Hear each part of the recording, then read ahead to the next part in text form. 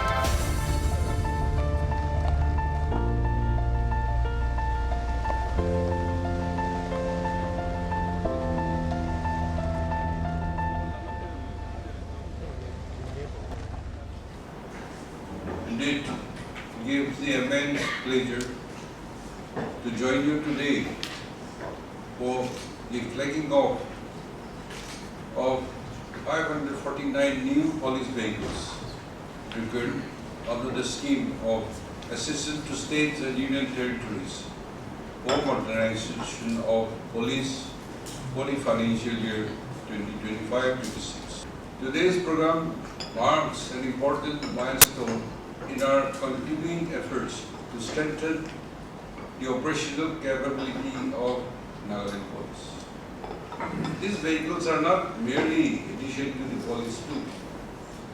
They represent our collective commitment to building a modern, responsive and people-centric police force capable of meeting the evolving security needs in our state. The Nagaland Police is one of the most vital institutions of the state. Through decades of challenges, our police personnel have served the people with courage, resilience, and dedication, often under difficult circumstances and challenging terrains. In September last year, our Director General of Police briefed me on the opportunity of availing under the Police Modernization Scheme to sustainably upgrade the infrastructure and operational capabilities of our police. The only requirement was for the state government to contribute 10% of the project cost. For many years, Nagaland received only about 4 to 6 crores annually under the modernization of police. Through the proactive efforts of police headquarters led by Rupin Sharma and the Home Department and my colleague Deputy CM, Mr. Y. Patton, his support and cooperations, and also the support of Ministry of Home Affairs Nagaland has now secured an allocation of nearly 150 crores for police modernization. This includes funding, as mentioned by the DP, for mobility, automatic number plates recognition system, CCTVs, surveillance infrastructure, smart police suits, and other critical technological upgrades. Today, flagging off of these 549 vehicles, procured at an approximate cost of 81.65 crores, is the first major outcome of this initiative. The introduction of these 549 vehicles will replace 35 to 40% of the aging police fleet and substantially improve the operational readiness of our forces. The procurement has been carefully planned with operational requirements in mind. It includes light motor vehicles, medium pickup trucks, motorcycle minibus, mini trucks, and specialized four-wheel drive vehicles suitable for our difficult terrains. These vehicles are intended exclusively for their field duties and operation deployment where they are needed most. To the officers and personnel of Nagaland Police, I wish to emphasize on few important points. These vehicles have been purchased with public funds. They have therefore been utilized with highest standard of responsibility, accountability, and transparency. Their deployment should be guided strictly on operational necessity and not on by positions or authority. Priority must continue to be given to district executive forces, police stations, and units operating in remote and difficult areas. Particularly, our four-wheel drive vehicles should be deployed where terrains genuinely demands them. And all these regular maintenance, timely servicing, careful driving, and proper documentation must become an institutional practice so that these assets provide maximum service over their intended lifespan. Likewise, vehicles that have outlived their prescribed services life should be identified and condemned in time. Manner to maintain a healthy and effective fleet. With the support of Ministry of Home Affairs, we have already procured and distributed 12 mobile forensic vans to district executive forces to strengthen scientific investigation. In the coming years, we intend to provide additional mobile forensic vans to all districts and to the CID so that every serious crime is investigated using modern forensic technologies and techniques.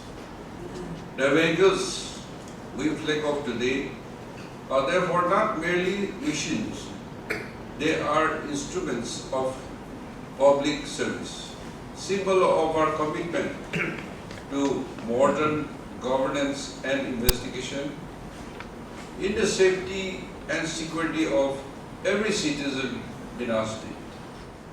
I would like to place on record our sincere gratitude to the Honorable Chief Minister for recognizing the immense opportunities available under the Police Modernization Scheme.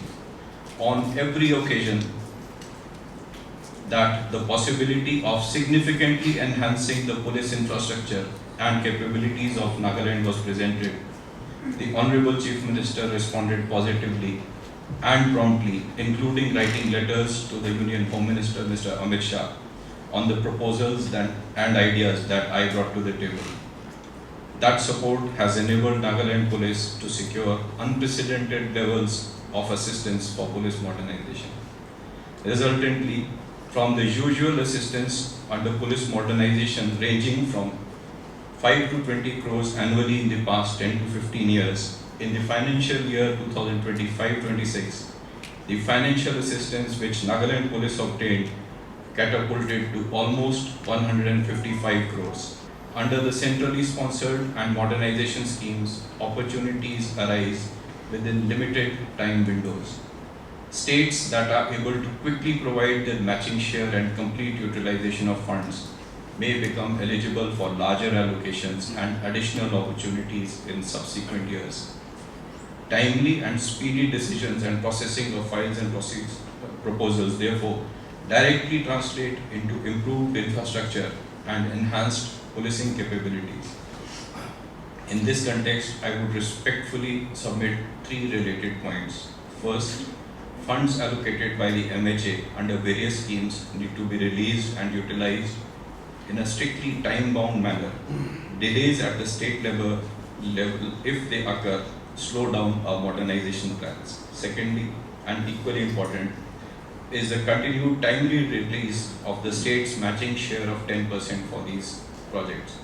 Every delay in the state share release can potentially result in delays in procurement, implementation and utilization, whereas quick release enables the police department to release these funds efficiently, complete the projects within timelines and demonstrate readiness for larger investments by the Government of India in the future. Thirdly, quick and time-bound qualitative use of funds by the departments is essential. Delays would lead to withdrawal of funds and reallocation of these funds to other states by the MHA and subsequent non-release of funds in the times to come. A bad precedent in the release of state share and utilization is bad for our reputation and can block future opportunities due to a bad track record. I would earnestly request that all these aspects, timely release from the center and timely release of the state share and qualitative and quick utilization by way of completion of projects should receive continued priority and attention by all of us. I also must place on record with due respect that despite our repeated requests, the MHA has not been able to accede to our request for funds for construction works under the scheme. This remains a significant gap because infrastructure, police station, outpost and residential accommodation is as fundamental to effective policing as vehicles and equipment, particularly given the difficult terrain of our state. I would request the continued support of the state government in pursuing this matter with the Government of India.